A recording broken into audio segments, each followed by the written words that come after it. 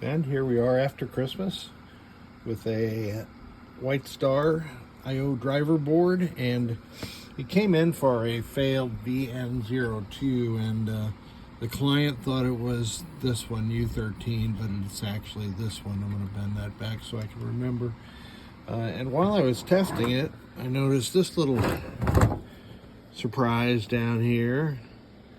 Let me zoom in on that glob of alkaline corrosion that dripped down and somehow managed to get onto that either FET or transistor, I don't remember, but I'll replace it with the correct part.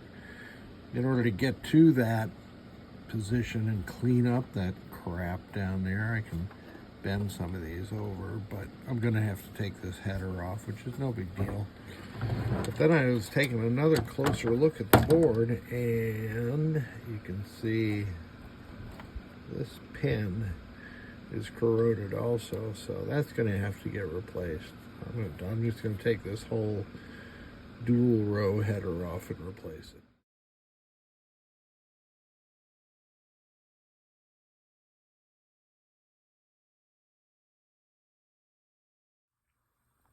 And we are back, and I actually had to remove all four of these tip 122s and cleaned up the corrosion, conformal coated it, so we'll never have to worry about that copper there oxidizing. And then this is a new tip 102, and then I just put the tip 122s back in there.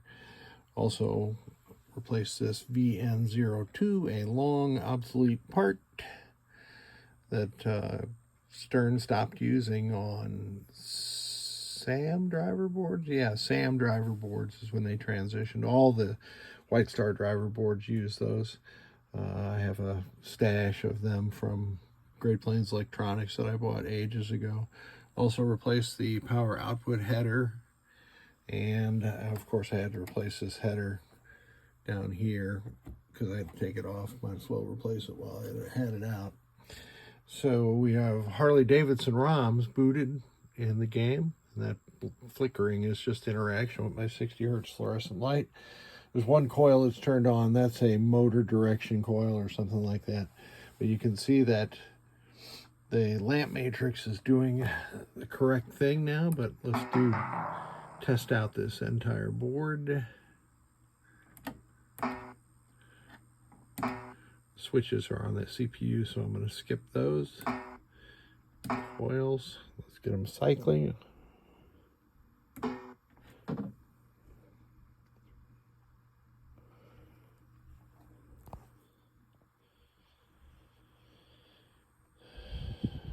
It just takes a while to go through these. Let's see, the FET that was corroded, or transistor that was corroded, is right here. And you can see that is wholly operational, along with the adjacent ones that I took off and put back on. And then we go all the way to the right for the last 8 tip 122s, which, by the way, you should always replace with a tip 102. You don't have to, but a tip 102 is a little beefier, so why not? And everybody else uses them too. Now let's test these lamps. Get them all cycling, and you can see those are all cycling. Let's test the rows. Whoops. Come on.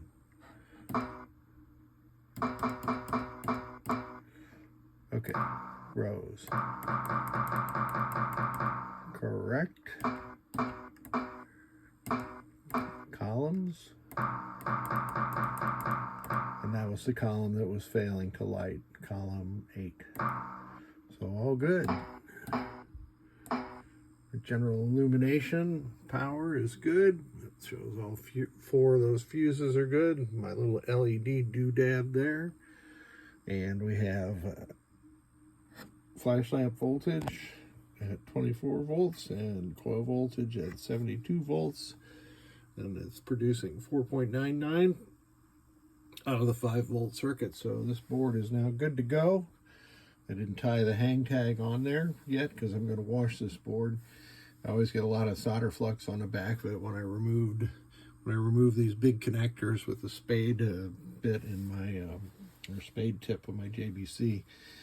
And so I like to wash that solder flux off of there. I appreciate when people leave those tags that I put on there